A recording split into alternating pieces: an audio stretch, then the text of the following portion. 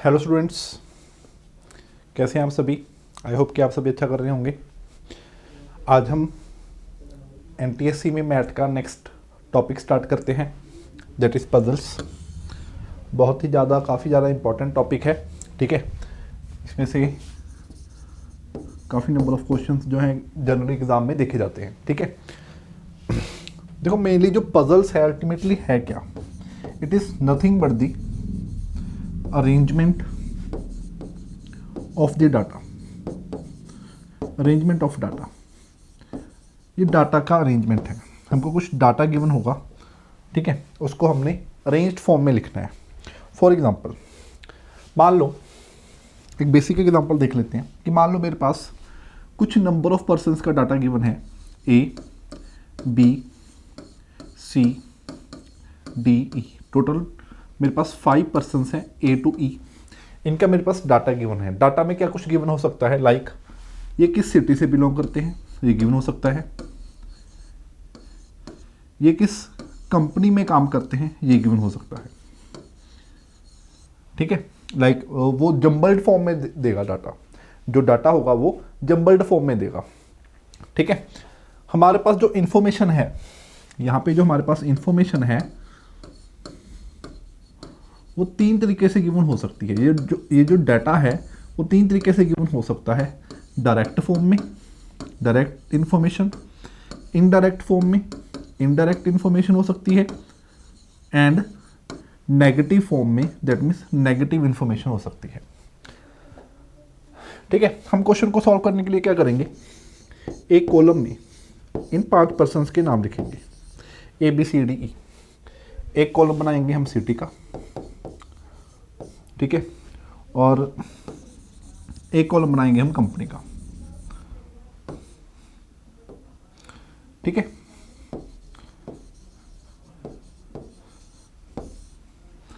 देखो, मान लो अगर डायरेक्ट इन्फॉर्मेशन, इनडायरेक्ट इन्फॉर्मेशन और नेगेटिव इन्फॉर्मेशन में क्या डिफरेंस है। उसने सीधा सीधा लिख दिया ए बिलोंग्स टू चंडीगढ़, ठीक है। मान लो उसने सीधा सीधा लिख दिया ए बिलोंग्स टू चंडीगढ़, तो हमको पता लग गया कि ए की सिटी क्या है, चंडीगढ़ है, तो हमने ए के आगे चंडीगढ़ लिख दिया। ये डायरेक्ट इन्फॉर्मेशन है। मान लो उसने लिख दिया B works in Tata company, कि जो बी है वो टाटा कंपनी में काम करता है, तो बी के ऑपोजिट हमने कंपनी के नीचे टाटा लिख दिया। इस तरह की इंफॉर्मेशन जो भी गिवन होगी, डायरेक्टली हम जिसको टेबल में प्लेस कर सकते हैं, दैट इज डायरेक्ट इंफॉर्मेशन, ठीक है।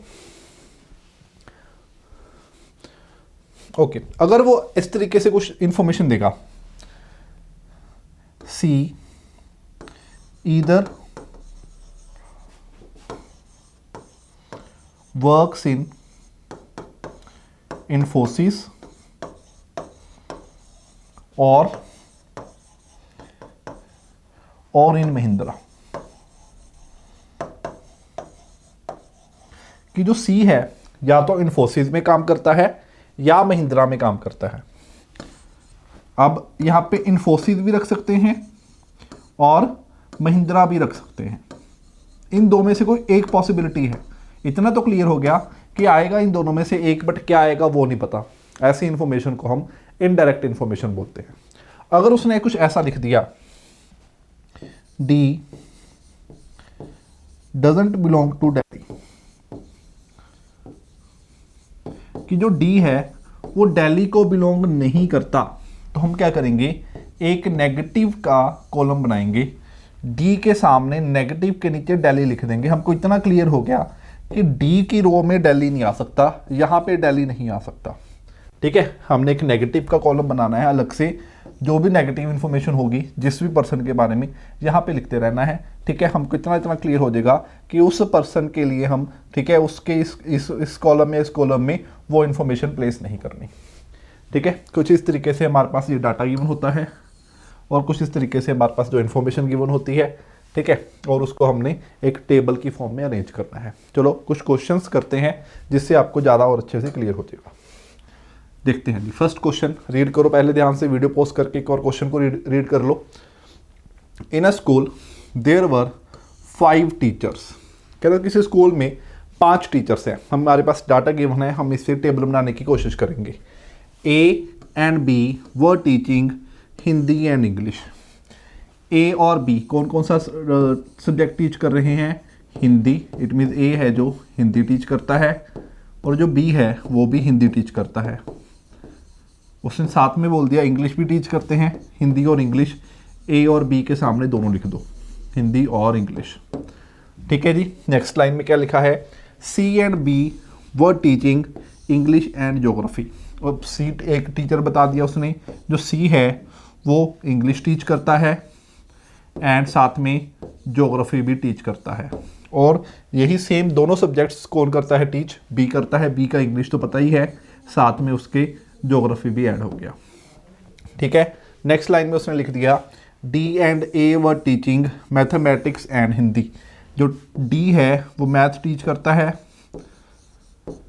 और मैथ के साथ साथ वो सब्जेक्ट टीच कर रहा है हिंदी, हिंदी टीच कर रहा है। ठीक है।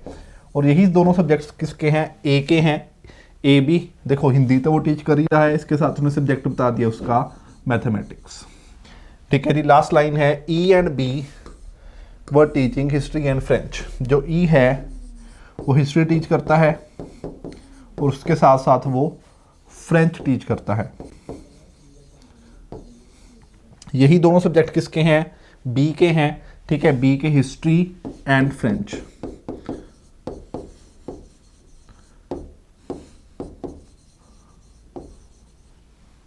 ठीक है। तो ये डाटा हमारे पास आ गया। ए बी सी डी ई 5 हमारे पास पर्सन टीचर्स हैं और उनके जो भी सब्जेक्ट वो टीच कर सकते हैं स्कूल में, वो उसका जो टेबल हमारे पास रेडी हो चुका है। अब देखते हैं इसके बेस पे क्वेश्चंस कैसे आएंगे। Who among the teachers was teaching maximum number of subjects. इनमें से सबसे ज़्यादा सब्जेक्ट टीच करने वाला टीचर कौन सा है? अगर हम देखें जो बी है वो सबसे ज़्यादा सब्जेक्ट टीच कर रहा है। ठीक है। तो इसका आंसर क्या आएगा? Person B, that means B option. Next है which of the following pairs was teaching both geography and Hindi. Geography and Hindi कौन सा पेयर टीच करता है? हमने किसके बारे में देखना है? Geography and Hindi. देखो ज्योग्राफी एंड हिंदी किसी दो का कॉमन होना चाहिए। ऐसा कोई 2 पर्सन जिसका ज्योग्राफी और हिंदी कॉमन हो।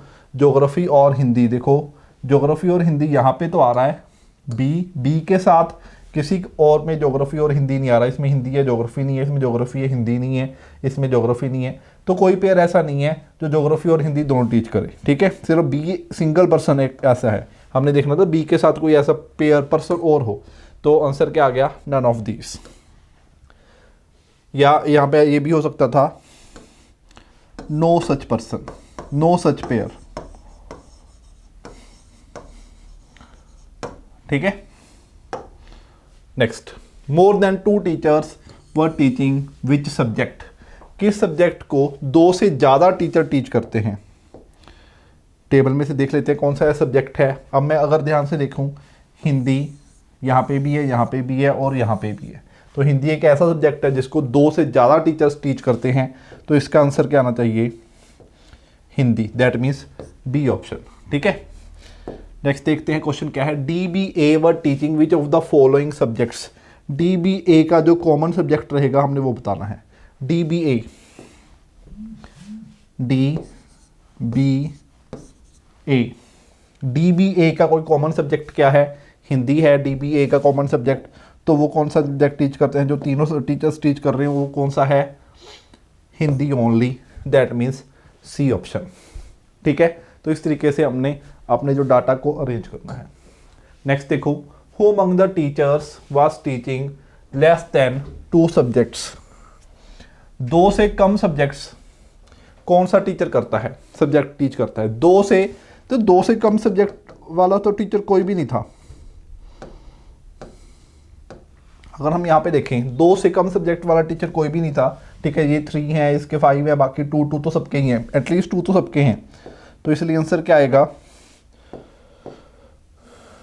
There is no such teacher, ऐसा कोई भी टीचर नहीं है। ठीक है। चलो ये नेक्स्ट क्वेश्चन आ गया।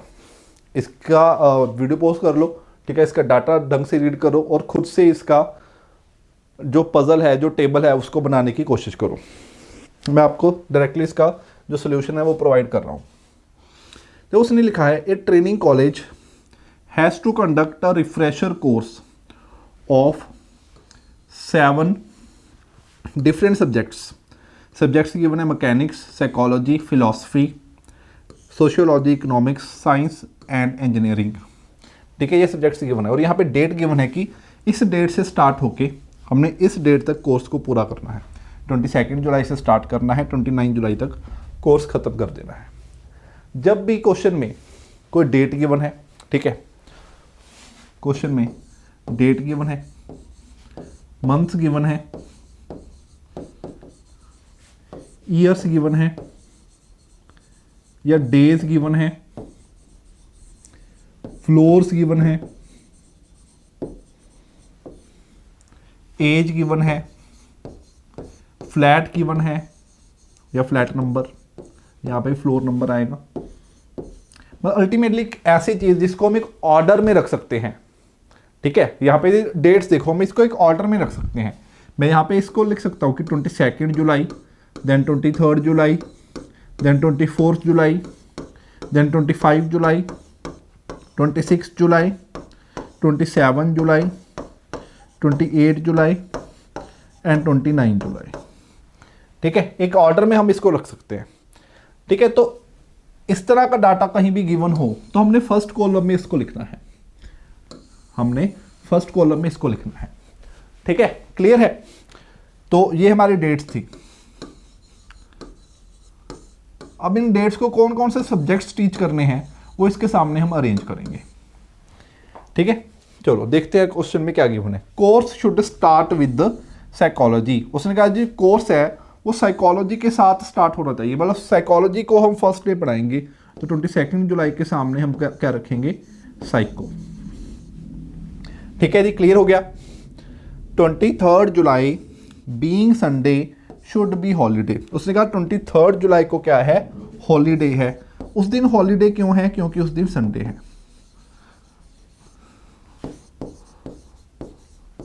23 को संडे है। ठीक है, science subject should be on the previous day of engineering subject. अब देखो ये इनडायरेक्ट इंफॉर्मेशन है। अब तक ये वाली जो इंफॉर्मेशन थी ये डायरेक्ट इंफॉर्मेशन थी, अब ये क्या है, इनडायरेक्ट इंफॉर्मेशन है। उसने कहा जो साइंस है वो इंजीनियरिंग से पहले होना चाहिए। मेरे को नहीं पता साइंस कहाँ पे है, इंजीनियरिंग कहाँ पे है, बट मेरे को कुछ डाटा मिल गया कि मैंने साइंस को इंजीनियरिंग से पहले रखना है। तो इस तरह की इंफॉर्मेशन को साइड पे लिख दो। इंजीनियरिंग से पहले रखना है, इट मीन इंजीनियरिंग के ऊपर रखना पड़ेगा हमको, तभी पहले आएगा वो। ठीक है, तो नीचे इंजीनियरिंग लिख दिया, ऊपर क्या लिख दिया, साइंस लिख दिया। ठीक है जी, क्लियर है। ओके, अब यहाँ पे वो कहाँ पे प्लेस कर सकते हैं मेरे को नहीं पता। मेरे को नहीं पता मैं 24 जुलाई को टीच करूँ, 5 को करूँ, 6 को करूँ, कैसे कर सकते हैं मेरे को नहीं पता। बट मेरे को इतना ऑर्डर पता लग गया कि पहले साइंस रखूंगा, फिर उसके नीचे ही मैं इंजीनियरिंग रखूंगा। जब भी उसके रिलेटेड कोई डाटा मिलेगा मैं यहाँ पे उसको प्लेस कर दूंगा। ठीक है, course should and with mechanics. Mechanics के साथ एंड करेंगे तो यहाँ पे क्या आ गया, मैकेनिक्स, क्योंकि एंड 29 जुलाई को हो रहा है तो 29 जुलाई को मैकेनिक्स रख दिया। Philosophy should be immediately after the holiday. Holiday 23 को था तो इसके बाद हमने रख दिया फिलॉसफी। ठीक है, नेक्स्ट देखो, there should be a gap of 1 day between economics and engineering. Again indirect information आई है। इकोनॉमिक्स एंड इंजीनियरिंग के बीच एक दिन का गैप होना चाहिए। ये जो डॉट है एक दिन का गैप शो कर रहा है। ठीक है, ऐसे डाल सकते हो। मेरे को नहीं पता कि इकोनॉमिक्स को मैं आगे रखूं या पीछे रखूं। देखो हो सकता है कि ऐसे आए कि इकोनॉमिक्स पहले आ जाए, फिर एक दिन का गैप, देन इंजीनियरिंग। ये भी तो हो सकता है कि इंजीनियरिंग ऊपर आए, फिर एक दिन का गैप, फिर इकोनॉमिक्स। क्योंकि उसने कहीं नहीं लिखा कि इकोनॉमिक्स पहले टीच करनी है या इंजीनियरिंग। उसने सिर्फ इतना बताया है कि इकोनॉमिक्स और इंजीनियरिंग के बीच में एक दिन का गैप है। तो इन दोनों में से कोई भी पॉसिबिलिटी हो सकती है, मेरे को नहीं पता क्या होगा। अगेन मैंने इन्फॉर्मेशन को साइड पे लिख दिया। ठीक है, इकोनॉमिक्स और इंजीनियरिंग के बीच में एक ब्लैंक लगा दूँ ताकि हमको ये कंफर्म रहे कि एक दिन का गैप रखना है बीच में। उस ब्लैंक की जगह पे कोई ना कोई सब्जेक्ट आ सकता है। Sociology is on Friday. Friday को सोशियोलॉजी पढ़ानी है। अब फ्राइडे कब होगा, देखो यहाँ पे ये पता लग गया कि 23 का संडे है, ये संडे है तो मंडे होगा, ट्यूसडे होगा, वेडनेसडे, थर्सडे, फ्राइडे। 28 को फ्राइडे है तो उस दिन हमने क्या टीच करना है, सोशियोलॉजी। अब हमारे पास 3 डेज पेंडिंग है, 25, 26, 27। 25 जुलाई, 26 जुलाई एंड 27 जुलाई। ठीक है, ये 3 दिन हमारे पास पेंडिंग है। हमारे पास ये कुछ डाटा इस साइड पेंडिंग पड़ा है, तो इसको यूज़ करके हम ये 3 डेट्स को फिल कर सकते हैं। अब देखो, इकोनॉमिक्स और इंजीनियरिंग के बीच 1 दिन का गैप रखना है। अब मेरे को इतना क्लियर हो गया कि मैं ऐसे कर सकता हूँ, यहाँ पे मैं रखूँ इकोनॉमिक्स, ये गैप हो गया, ये इंजीनियरिंग, या उल्टा भी तो कर सकते हैं कि इंजीनियरिंग यहाँ पे रखूँ, ये 1 दिन का गैप हो गया, इकोनॉमिक्स यहाँ पे रखूँ। ठीक है, तो इस डाटा को मैं इस तरीके से यहाँ प्लेस कर सकता हूँ। उसने कहा था इंजीनियरिंग से 1 दिन पहले साइंस रखनी है। अब देखो, अगर मैं इंजीनियरिंग यहाँ पे रखता हूँ तो इसके ऊपर साइंस पॉसिबल नहीं है। ठीक है, इट मीन्स ये वाला केस तो पॉसिबल नहीं है, यहीं पे रखना पड़ेगा, क्योंकि इंजीनियरिंग के ऊपर यहाँ पे साइंस आ सकती है। ठीक है, तो हम क्या करेंगे, इकोनॉमिक्स ऊपर रखेंगे, इकोनॉमिक्स ऊपर रखेंगे यहाँ पे, फिर 1 दिन का गैप, यहाँ पे क्या आएगी, इंजीनियरिंग आएगी, और इंजीनियरिंग के ऊपर क्या आएगी, यहाँ पे साइंस आएगी। ठीक है, ये मेरे पास टेबल मेरा रेडी हो गया। 22 को psycho, then holiday, then philosophy. इसके साथ ही हम डेज भी बता सकते हैं, क्योंकि यहाँ पे क्या था, फ्राइडे था, थर्सडे होगा, वेडनेसडे होगा, ट्यूसडे होगा, मंडे होगा, ये संडे है तो ये सैटरडे होगा, और फ्राइडे के बाद ये भी सैटरडे होगा। ठीक है जी, चलो इसके क्वेश्चंस करते हैं। The refresher course will start with, start किससे करना है, स्टार्ट तो उन्होंने खुद ही बता दिया था कि साइकोलॉजी से स्टार्ट होना चाहिए। ठीक है, तभी हमने फर्स्ट जो थी फर्स्ट स्टेटमेंट यही लिखी थी, course should start with psychology, तो इसका आंसर साइकोलॉजी आ जाएगा। चलो नेक्स्ट क्वेश्चन देखो, which subject will be on Tuesday. Tuesday को कौन सा सब्जेक्ट होना चाहिए, देखो ट्यूसडे यहाँ पे है, यहाँ पे कौन सा सब्जेक्ट है, इकोनॉमिक्स। ठीक है, तो इकोनॉमिक्स, इसका आंसर रहेगा economics, that means C option. Next देखो, वे सब्जेक्ट प्रोसीड्स मैकेनिक्स। अब बताओ यहाँ पे क्या बताना है हमने, प्रोसीड्स मैकेनिक्स का मीनिंग जो मैकेनिक को प्रोसीड करेगा, दैट मीन्स मैकेनिक से पहले आएगा, जो मैकेनिक से जस्ट ऊपर आने वाला जो सब्जेक्ट होगा हमने वो बताना है। ठीक है,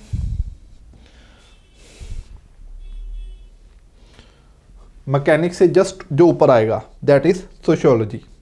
ठीक है, sociology is the answer. Option में नहीं है, इट मीन्स आंसर क्या आएगा, नन ऑफ दिस। नेक्स्ट देखो, how many days gap is there between science and philosophy. Science और फिलॉसफी के बीच में कितने दिन का गैप है, साइंस एंड फिलॉसफी। देखो साइंस यहाँ पे है और फिलॉसफी यहाँ पे है। ठीक है, ये फिलॉसफी है, ये साइंस है, एक कितने दिन का गैप है, 1 दिन का गैप है, तो 1 डे गैप आएगा।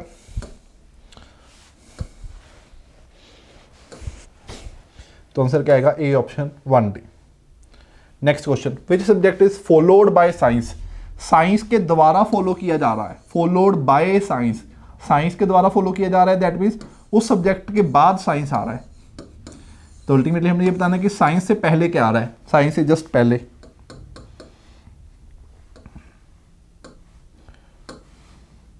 साइंस से जस्ट पहले क्या आ गया, देखो साइंस यहां है, जस्ट पहले क्या आ गया, इकोनॉमिक्स। तो आंसर क्या आएगा इसका, इकोनॉमिक्स।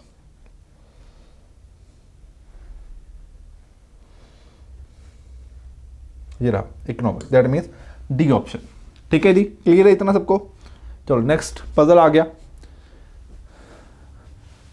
इसका स्क्रीनशॉट लो, इसको ट्राई करो, फिर इसके सोल्यूशन पे आना।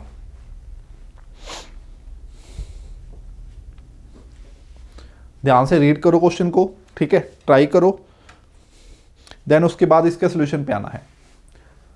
नाउ लेट्स सी,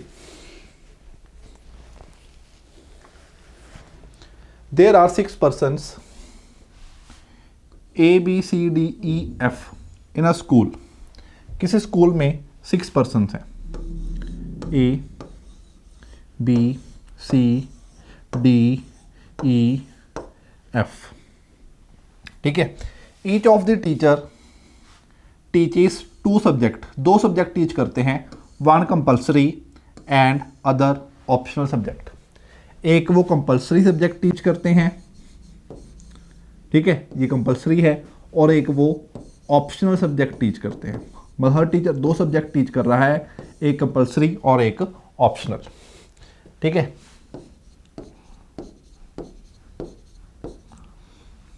नेक्स्ट देखो, डी's ऑप्शनल सब्जेक्ट वाज हिस्ट्री। अब उसने बता दिया कि डी का ऑप्शनल सब्जेक्ट हिस्ट्री है, तो डी के सामने ऑप्शनल के नीचे हम लिख देंगे हिस्ट्री। ठीक है, while three others have it is has compulsory subject. तीन का ये कंपल्सरी सब्जेक्ट है, कौन? हिस्ट्री। अब ये इनडायरेक्ट इंफॉर्मेशन है। उसने कहा जो हिस्ट्री है वो 3% का कंपल्सरी सब्जेक्ट है। अब वो 3% कौन से हैं मेरे को नहीं पता, इसलिए मैंने ये साइड पे ऐसे ड्रॉ करके रख दिया। मेरे को इतना यहाँ से क्लियर हो रहा है देख के कि हिस्ट्री को मैंने 3% का कंपल्सरी सब्जेक्ट बनाना है। ठीक है, नेक्स्ट देखो, E and F have physics as one of their F subject. उसने कहा E और F का फिजिक्स एक सब्जेक्ट है। अब कौन सा है, कंपल्सरी है या ऑप्शनल है, मेरे को नहीं पता। अगेन इनडायरेक्ट इंफॉर्मेशन होगी कि मैंने E एंड F का एक सब्जेक्ट रखना है फिजिक्स। ये भी मैंने साइड पे एक बार इंफॉर्मेशन को लिख के साइड पे रख दिया। बाद में जब भी इसके बारे में कुछ और इंफॉर्मेशन पता लगेगी हम इसको बीच में अरेंज कर देंगे। F's compulsory subject is mathematics. उसने कहा जो F का कंपल्सरी सब्जेक्ट है वो मैथमेटिक है। अब यहाँ से देखो इतना क्लियर हो गया, हमको पता लग गया कि F का एक सब्जेक्ट मैथमेटिक्स है, तो ऑब्वियस है कि F का एक सब्जेक्ट फिजिक्स भी था। तो अगर कंपल्सरी मैथमेटिक्स है तो ऑप्शनल क्या होगा, फिजिक्स। मैंने कहा था जब भी इसके बारे में कुछ एक्स्ट्रा इन्फॉर्मेशन पता लगेगी हम अरेंज कर देंगे। ये अरेंज हो चुका है यहाँ से, वहाँ से इरेज कर दो। ठीक है, which is an optional subject of both C and E। किसके बारे में बात हो रही है, ये मैथमेटिक्स के बारे में बात हो रही है कि जो मैथमेटिक्स है वो C का और E का ऑप्शनल सब्जेक्ट है। C का ऑप्शनल सब्जेक्ट किसको रखना है, मैथमेटिक्स को रखना है, और E का भी ऑप्शनल सब्जेक्ट मैथमेटिक्स को रखना है। और फिर से हम ऊपर चलते हैं, ऊपर उसने कहा था कि E का भी एक सब्जेक्ट फिजिक्स है। ठीक है, तो ऑब्वियस है जो फिजिक्स होगा उसका वो कंपल्सरी सब्जेक्ट होगा। अब E के बारे में भी इंफॉर्मेशन पता लग चुकी है, ये भी कैंसिल होगा। ये वाला जो इंफॉर्मेशन थी ये सारी हमारी कवर बीच में हो चुकी है। ठीक है, history and English R S subject. अब ए के सब्जेक्ट हैं कौन कौन से, हिस्ट्री एंड इंग्लिश। ठीक है, बट कैसे हैं, कौन सा कंपल्सरी है कौन सा ऑप्शनल है वो कैसे पता लगेगा। But in terms of compulsory and optional subjects they are just reverse those of D's. उसने कहा कि वो डी के रिवर्स हैं। डी का रिवर्स कैसे, कि आप कंपल्सरी और ऑप्शनल के रेफरेंस में वो डी के रिवर्स हैं।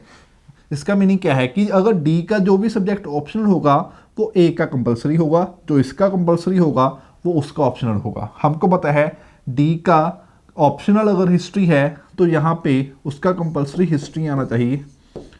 और दूसरा सब्जेक्ट उसने क्या लिखा था, हिस्ट्री के साथ उसने लिखा था हिस्ट्री एंड इंग्लिश, तो यहाँ पे क्या आएगा, इंग्लिश। और ये इसका रिवर्स है तो ऑब्वियस है कि डी का जो कंपल्सरी सब्जेक्ट बन जाएगा दैट विल बी इंग्लिश। अब मैं यहाँ पे जाता हूँ। उसने कहा था हिस्ट्री 3% का कंपल्सरी सब्जेक्ट है, उसमें से ए का तो कंपल्सरी आ चुका है, रिमेनिंग 2 बचे बी एंड सी, तो भी से इनका भी कंपल्सरी हिस्ट्री ही होगा क्योंकि 3 का हिस्ट्री कंपल्सरी बनाना है। इसके अलावा कोई और ऑप्शन तो है नहीं, तो वो कौन से बन गए, ए बी सी। तो ये डाटा भी पूरा हमारे पास यहाँ पे अरेंज हो चुका है। हमारे पास सिर्फ बचा क्या, बी का ऑप्शनल सब्जेक्ट, बाकी सारा टेबल फिल हो चुका है। ठीक है, chemistry is an optional subject of one of them. कहते हैं इनमें से केमिस्ट्री किसी एक का ऑप्शनल सब्जेक्ट है तो ऑब्वियस है वो बी का ही ऑप्शन होगा, क्योंकि केमिस्ट्री के लिए कोई भी और ऑप्शन फिर पॉसिबल नहीं है। आगे वैसे टेबल पूरा हो चुका है, आगे इंफॉर्मेशन देखते हैं क्या लिखी है। The only female teacher in the school has English as his compulsory subject. कहते हैं जिस टीचर का इंग्लिश कंपल्सरी सब्जेक्ट है वही ओनली फीमेल है। इट मीन्स डी फीमेल है, बाकी सारे क्या हो गए, मेल। आपको याद होगा ब्लड रिलेशन से कि हम फीमेल के लिए माइनस लिखते हैं और मेल्स के लिए प्लस लिखते हैं। ठीक है, तो डी में माइनस लिख दिया, बाकी सब में प्लस लिख दिया। तो ये मेरा टेबल है जो पूरे तरीके से बन के रेडी है।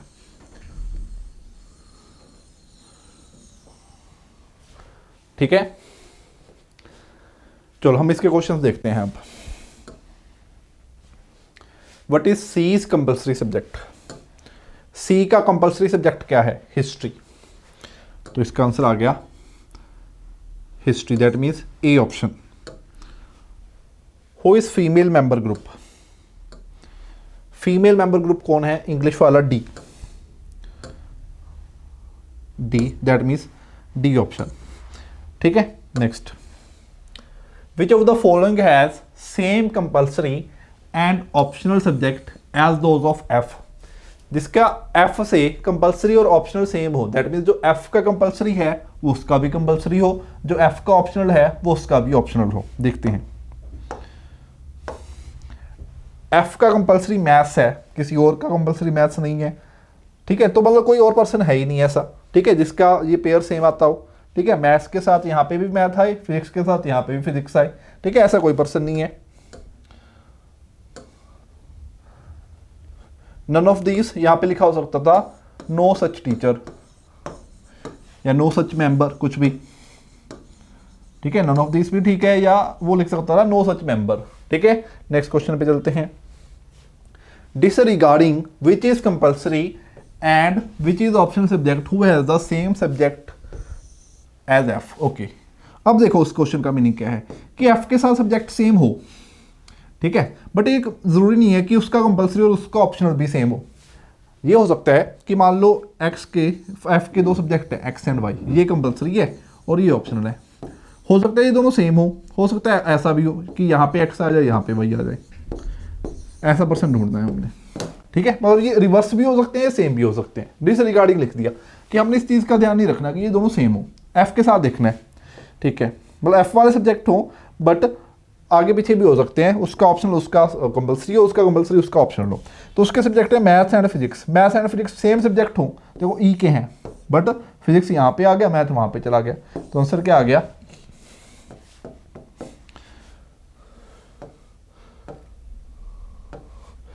आंसर आ गया हमारे पास E, that means C option. ठीक है, next, which of the following groups has history as a compulsory subject? वो तो पहले ही तीन थे, A B C, that means D option. ठीक है, आपके पास टेबल बना हुआ होगा, कॉपी पे देख लेना, ए बी सी। चलो नेक्स्ट टेबल आ गया हमारे पास। नेक्स्ट इसको ध्यान से देख लो, पढ़ लो, एक बार रीड कर लो, फिर इसको सॉल्व करेंगे। खुद से सॉल्व करके देखो।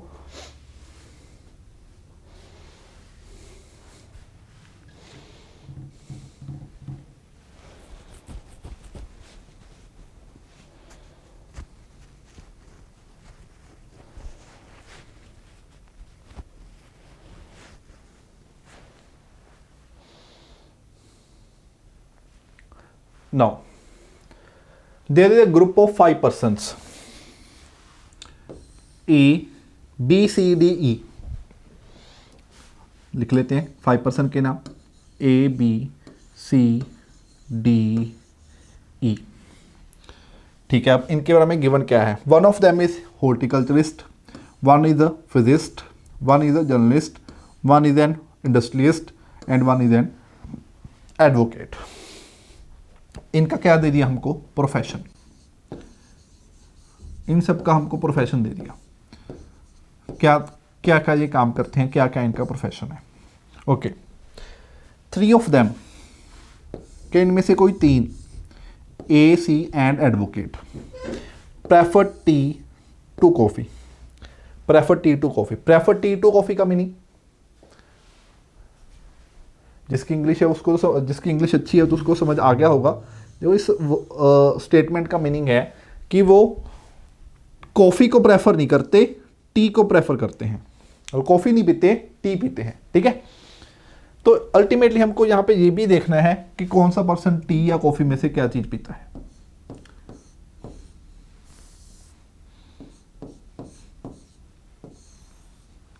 क्लियर हो गया? ओके, अब फर्स्ट यही स्टेटमेंट हम ध्यान से पढ़ते हैं। उसने कहा 3 of them, A, C and advocate. यहाँ से मैं क्या कंक्लूड कर सकता हूँ? उसने कहा जी 3 बंदे हैं, 3 पर्सन हैं, 3 ऑफ देम लिखा है उसमें, 3 of them A C and advocate. ठीक है, इट मीन्स मैं ये कह सकता हूं कि जो ए है वो खुद एडवोकेट नहीं है। ठीक है, जो ए है वो खुद एडवोकेट नहीं है और जो सी है वो भी खुद एडवोकेट नहीं है। तभी उसने कहा ना 3 person A C and advocate, मतलब जो एडवोकेट है वो ए और सी के अलावा कोई और पर्सन है। शॉर्ट में लिख रहा हूं मैं। ठीक है, ए और सी के अलावा कोई और पर्सन है, बट इतना क्लियर हो गया कि वो टी प्रेफर कर रहे हैं। ए भी टी प्रेफर कर रहा है, सी भी टी प्रेफर कर रहा है और जो एडवोकेट है वो भी टी प्रेफर करता है। ठीक है, 2 ऑफ देम, यहां पे देम आएगा, 2 of them B and the journalist prefer coffee to tea. तो जो बी है वो कॉफी प्रेफर करता है, इतना पता लग गया। और एक जर्नलिस्ट है वो भी कॉफी प्रेफर करता है। It's the same thing. हमको उसने कहा कि 2 पर्सन है, बी है और एक जर्नलिस्ट। इट मींस बी खुद जर्नलिस्ट नहीं है। ठीक है,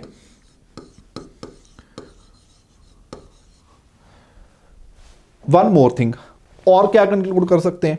एडवोकेट टी प्रेफर कर रहा था बट बी कॉफी प्रेफर कर रहा है, इट मींस ये भी एडवोकेट नहीं है। जर्नलिस्ट कॉफी प्रेफर कर रहा है, ठीक है, बट ये दोनों टी प्रेफर कर रहे हैं, इट मींस ये दोनों जर्नलिस्ट भी नहीं है। कंक्लूजन समझ में आ रहे हैं ना बहुत अच्छे से? हमको इतना क्लियर हो गया कि इन तीनों में से ना तो कोई एडवोकेट है ना ही कोई जर्नलिस्ट है। एडवोकेट और जर्नलिस्ट के लिए अगर हमारे पास पॉसिबिलिटीज हैं तो सिर्फ डी एंड ई की है। नेक्स्ट मेरे पढ़ते हैं क्या लिखा है। इंडस्ट्रियलिस्ट एंड डी एंड ए, मतलब 3 पर्सन फिर से दे दिए, एक इंडस्ट्रियलिस्ट है, एक डी है, एक ए है। ठीक है, उसने 3 अलग अलग लिखा है। Industrialist and D and A are friends to one another but 2 of them prefer coffee to tea. उसने कहा जी एक इंडस्ट्रियलिस्ट है, एक डी है और एक है। इट मीन्स पहले तो इतनी स्टेटमेंट से हमको फिर से ये क्लियर हो गया कि ना तो डी और ना ही ए, इन दोनों में से कोई इंडस्ट्रियलिस्ट नहीं है। इन दोनों के अलावा कोई 3rd पर्सन इंडस्ट्रियलिस्ट होगा, ये वाला पर्सन इंडस्ट्रियलिस्ट नहीं है। अब डी भी इंडस्ट्रियलिस्ट नहीं है। ठीक है, डी भी इंडस्ट्रियलिस्ट नहीं है। और इनमें कहा, इसने कहा जी इन तीनों में से कोई 2 कॉफ़ी प्रेफर करते हैं। अब देखो ए तो ऑलरेडी टी प्रेफर कर रहा है तो ऑब्वियसली डी कॉफ़ी प्रेफर करता होगा और जो इंडस्ट्रियलिस्ट है वो भी कॉफ़ी प्रेफर करता होगा। ठीक है, अब एक चीज़ देखो, हमने ये कहा था लास्ट स्टेटमेंट में कि डी एंड ई में से एक एडवोकेट होगा, एक जर्नलिस्ट होगा, क्योंकि ये दोनों प्रोफेशन इन तीनों में से तो किसी के हो नहीं सकते, इन दोनों में से ही किसी के होंगे। अब कॉफ़ी अगर डी प्रेफर कर रहा है तो कॉफ़ी प्रेफर करने वाला जर्नलिस्ट था तो ये जर्नलिस्ट हो जाएगा। तो ऑब्वियस है कि दूसरा होगा एडवोकेट और ये क्या प्रेफर कर रहा था? टी। ठीक है, अब ऊपर 3 पर्सन बचते हैं तो यहाँ पे कॉफ़ी प्रेफर करने वाला अगर इंडस्ट्रियलिस्ट है तो ये इंडस्ट्रियलिस्ट हो जाएगा। ठीक है जी, हमारे पास टी कॉफ़ी सबका अरेंज हो चुका है, बी डी और ई का प्रोफेशन अरेंज हो चुका है, सिर्फ ए और सी बचते हैं। हॉर्टिकल्चरिस्ट इज सीज ब्रदर, उसने कहा सी का भाई हॉर्टिकल्चरिस्ट है, इट मीन सी खुद हॉर्टिकल्चरिस्ट नहीं है। तो हमको पता लग गया कि सी है, ए है जो सी का ब्रदर होगा और वो क्या है? हॉर्टिकल्चरिस्ट। हमारे पास प्रोफेशन क्या बचा? यहाँ पे देख लो, हॉर्टिकल्चरिस्ट हो गया, फिजिस्ट बचा है, तो ऑब्वियस है जो सी है वो एक फिजिस्ट होगा। ठीक है, क्लियर हो गया?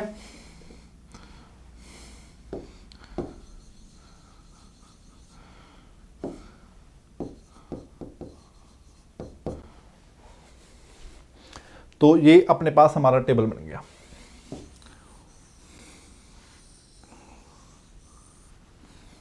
ठीक है, ए हॉर्टिकल्चरिस्ट है, टी प्रेफर कर रहा है, बी इंडस्ट्रियलिस्ट है, कॉफी प्रेफर कर रहा है, सी फिजिस्ट है, टी प्रेफर कर रहा है, डी जर्नलिस्ट है, कॉफी प्रेफर कर रहा है, ई एडवोकेट है, टी प्रेफर कर रहा है। ठीक है, चलो इसके क्वेश्चंस करते हैं। Who is a horticulturist? Horticulturist कौन था? देखो ए था, क्योंकि उसने कहा था जो ए है वो सी, अच्छा हॉर्टिकल्चरिस्ट सी का भाई भी है, तो ये भी हो सकता है इन्फॉर्मेशन की जरूरत पड़ जाए कि ए और सी दोनों क्या हैं? ब्रदर हैं। तो आंसर क्या आ गया इसका? A, that means A option. Next देखो, who is an industrialist? Industrialist कौन है? इंडस्ट्रियलिस्ट कौन था जी? बी था इंडस्ट्रियलिस्ट, तो इसका क्या आ गया? B, that means C option. Which of the following groups include a person who like tea, जो टी तो लाइक करता है but is not an advocate, but वो एडवोकेट नहीं है, बट एडवोकेट के अलावा जो टी लाइक करने वाले हैं, एडवोकेट के अलावा, ये एडवोकेट है ई, इसके अलावा टी कौन कौन लाइक करता है, ए एंड सी, ठीक है, ए एंड सी, ए एंड सी तो ऑप्शन में नहीं है, इसलिए आंसर क्या आ गया, नन ऑफ दिस। नेक्स्ट देखो, who is a physicist, physicist कौन था, सी था, ठीक है, देख लेना ग्रुप में, अपने टेबल में, सॉरी, वो सी था। Which of the statement above superfluous, देखो ब्लड रिलेशन में बताया था मैंने, सुपरफ्लोस का मीनिंग क्या होता है, सुपरफ्लोस होता है एक्स्ट्रा या नॉट रिक्वायर्ड, जिसकी हमको कोई रिक्वायरमेंट नहीं थी क्वेश्चन को सॉल्व करने के लिए,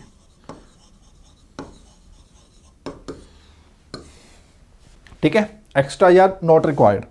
अब देखते हैं कि जो, देखो ये यहाँ पे ऐसे ऑप्शन लिखे हैं 3 4 2 5 नील, ऐसा लिखा है, ठीक है, ये अल्टीमेटली लिखा क्या है, ये वाले स्टेटमेंट्स हैं, ये देखो ये 1 2, इनमें से, ये स्टेटमेंट्स में से कौन सी सुपरफ्लोस थी।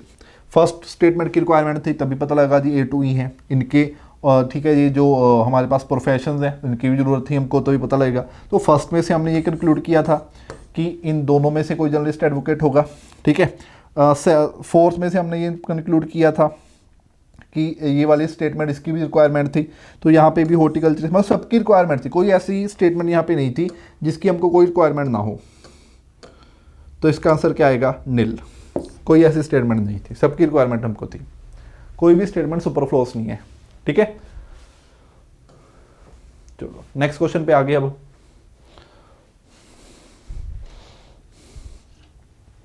नेक्स्ट क्वेश्चन सॉल्व करो।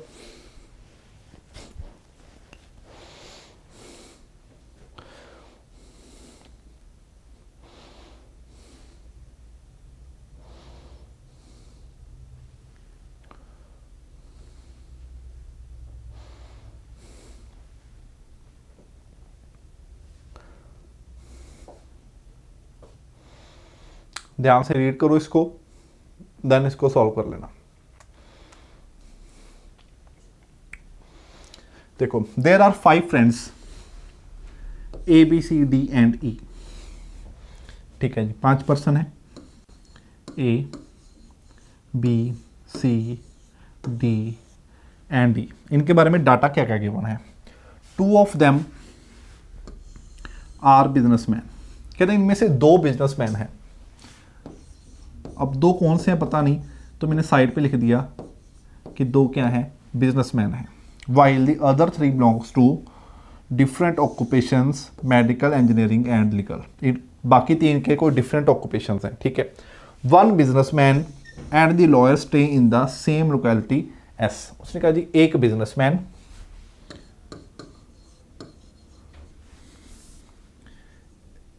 एक बिजनेसमैन और एक लॉयर, ये दोनों एस में रहते हैं, लोकेलिटी एस में,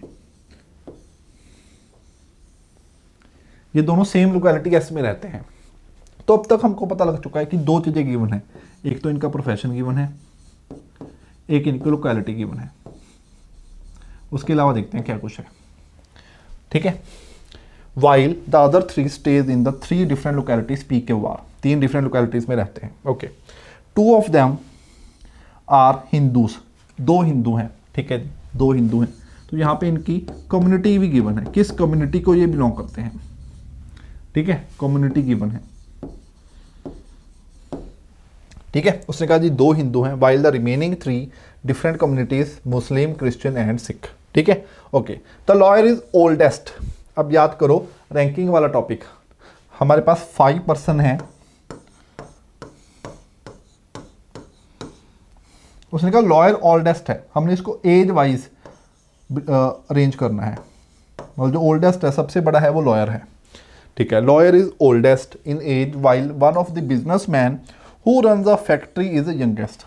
जो बिजनेसमैन है, जो फैक्ट्री रन करता है, मैंने साथ में एफ लिख दिया ताकि वो पता लगता रहे कि वो फैक्ट्री रन कर रहा है, एफ लिखा है जिसमें, ठीक है। वो यंगेस्ट सबसे छोटा है, तो सबसे लास्ट में आ गया वो, ठीक है। The other businessman is a cloth merchant, जो दूसरा बिजनेसमैन है वो क्लॉथ मर्चेंट है।